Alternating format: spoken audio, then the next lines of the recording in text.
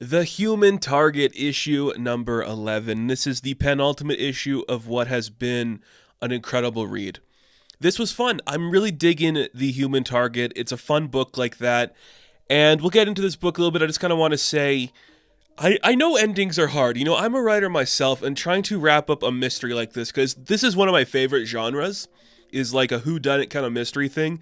You need to both, one, have enough suspense where the audience doesn't figure it out right away. Two, have a conclusive narrative that ties enough stuff together where there's lingering questions, but you can understand how we got to the conclusion. And three, have it all make sense. And those are hard things to do.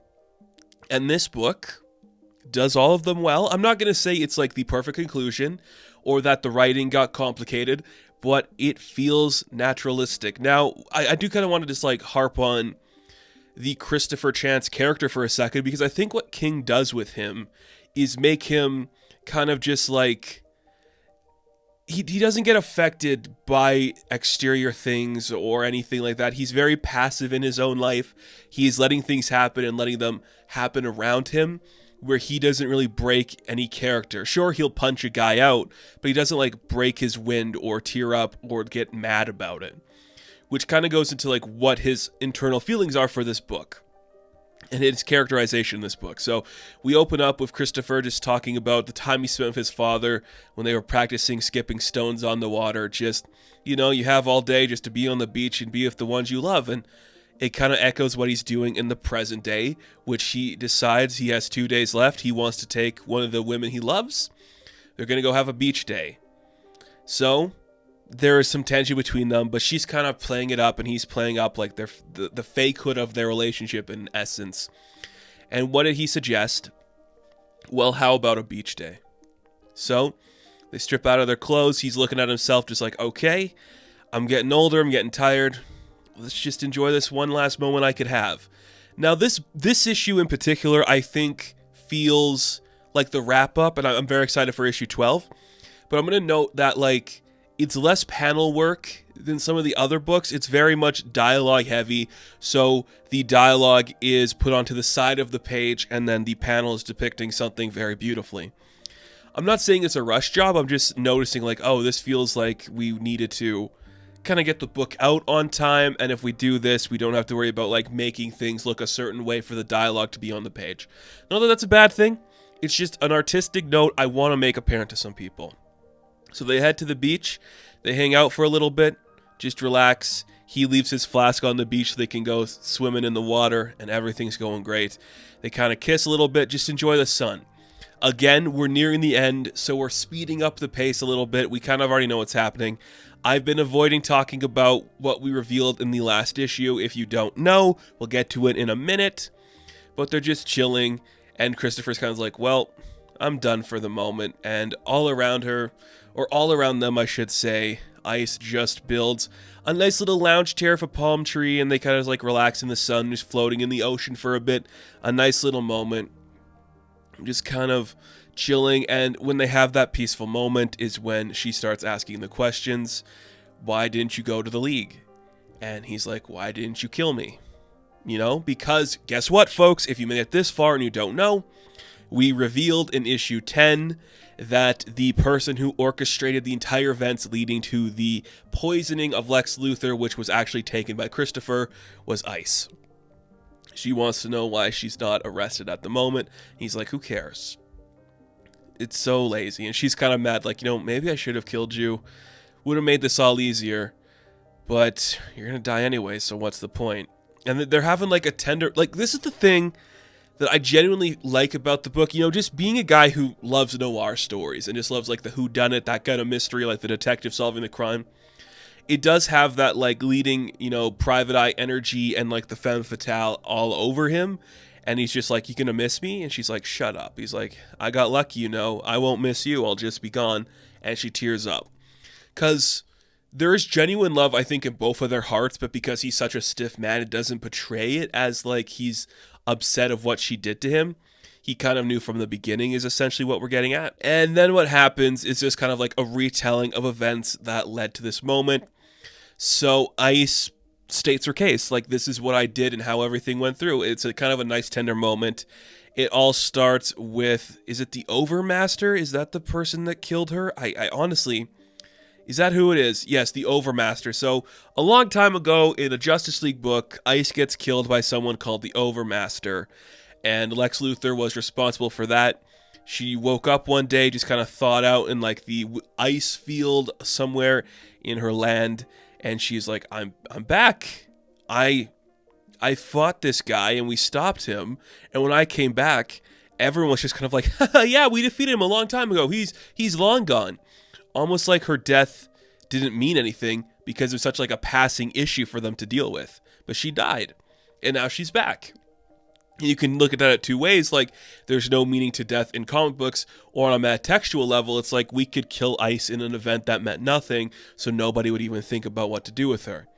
But then she came back when she was with Guy, and Guy was really pissed off. So Guy was like, it was Luthor who did this. We need to get revenge on him for what happened to you. Now she is becoming a passive character in her own life, not really doing anything, just kind of letting Guy take control and all that stuff because he's kind of an idiot. He's going to let everything happen.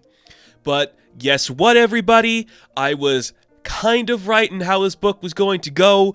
I knew this was the case just because, come on, it's Fire and Ice. She goes to Fire. They are talking about each other and their relationship to each other. Like, it's simple. We could snap our fingers. Lex would die. That easy, but we can't make it look like it was us. So how about something easy like a gun or a knife or poison? Now, there is a line in the book where it's set, where Ice is explained to Christopher, where she says, she can't live without me. Now, what I have been hinting at and what I've been suggesting is like a Thelma and Louise style event where these two women are like, we're going for broke. We're killing the man that ruined our lives. All we have is each other. That's what we're doing here. This is a more subtle example of that. I do think we are positioning this as like some sexual undertone between the two. And I do appreciate that because I think it works for those characters. Very fun. And I just want to say I called it from the beginning. I was like, oh, Ice is probably in cahoots with Fire, Thelma and Louising it. Now, I'm not trying to sound, like I'm bragging about it, but I do like that it is handled with more subtlety than I would be expecting, because it's not like the last panel, Fire shows up with a gun and shoots him. He's like, I've been in love with her the whole time. It's been a ruse, Christopher. It's more subtle, which I do respect, and I like that. So the plan was for Fire and Ice to do that, but then Christopher drank the poison. All we had to do was get close to him, lead him on like the goose chase, essentially. He talked to Booster and to Beetle and to Jean and to Fire, connect everything together to solve the crime of who it would probably be, and then you just have to steer Guy in the right direction for a little bit. And when you do that, Guy's gonna do his own thing, so that kind of all worked. Faked his own death. When he came back, it was kind of easy. You just tell Guy to do one thing, everything is easier. It was Ice and Fire who planned this whole thing. Essentially, it was Ice who did it, and all she had to do was get close to Christopher, lead him off the trail of her, and then eventually he would die. But oh shit, she fell in love with him. He's very passive again, like he's not actually saying anything about it. He's just like, okay, that happened, cool. Move on with it. He's thinking again about like skipping rocks, like something his father and him used to do. But then he just jumps into the water and she kind of freaks out. And he's like, I'm fine. It's all good. Nice tender moments between the two of them. And I don't know if it's handled with brevity, like a scene we're going to get to. It's just very interesting. Again, Christopher is very stiff and stoic about the whole situation. You see Ice is kind of like, doesn't it matter to you, like, who poisoned you? You're going to die. Doesn't it matter who killed you? Isn't that like all you do? It's like, maybe. And then they make love on the beach. It's all kind of pretty, kind of fun. They go back to the boardwalk and they start walking away. Everyone's like, okay, this is our end. And Ice has her lashing out moment where she's like, I'm not sweet and nice. I can come to the beach with you all you want. We can make sand castles and stupid whatever. It's like, and then what? And then like, what's left? Nothing happens. This is stupid. I scammed you. Don't you get it? Like, I'm a terrible person. I led you on for all this, and it sucks. And she's kind of lashing out like, aren't you going to be mad at me? Don't you care about me at all? Aren't you just like pissed off of like what I just did to you? Doesn't this matter? And he's like, who cares? Either the poison doesn't care, neither do I. I figured you did it. I had 12 days to live, got to meet a beautiful girl, fell in love. I lived a life. She's like, what are you doing? Why are you like this? Like, just stop. Why are you so stiff about this? Can't you just be sad you're dying or happy you love me? What is with this bullshit? And she's reaching into his jacket pocket, kind of like pulling out his gun and aiming it at herself. And the whole time, she's like, you were trying to find the person who did this to you, and now you did it. You can punish them now. So lucky, you got it. You won the case. Good job, Christopher. Just end it then. Just do it. And I wanted to do it, and I liked doing this because, hell, I love you. And he's holding the gun aimed at her head. The sunset is upon them. She confesses her love. And then we get a final page of this book. And it just says, the day is done. The gun is in my hand. My finger brushes against the trigger. We all go down. So, interesting. That's where the book ends. So, I have a couple final thoughts before we get to issue 12 in a month. One, if this is a switcheroo and it's not actually ice, don't like that. Have it be ice. Two, Christopher shouldn't kill her because he doesn't care. He also shouldn't shoot himself. His finger should be against the trigger because he's shooting something that maybe is coming towards them, like Guy or whatever. That could be okay. And three, man, does this book have some amazing artwork. The colors again pop so well when it fades into like the flashback and it's just the specific colors for each character, like the greens and the blues and the yellows. So vibrant. The beach looks fantastic and sunset just has beautiful orange and pinks.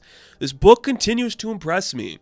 And I think it's going to make an incredible trade when it's all done. A big collection of this book would be so gorgeous and so spectacular.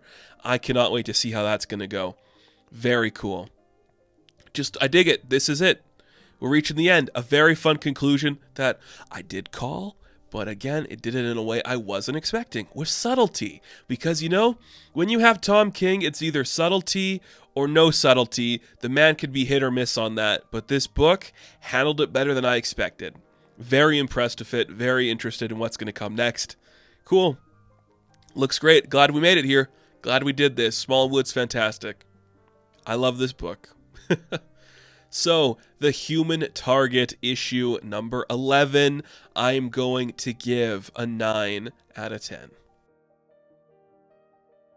Now, thank you guys for watching this review. Be sure to like and subscribe to the channel. As always, you can check me out on Instagram, TikTok, and Hive, and I will catch you in the next one. Have fun. Stay safe. Good luck.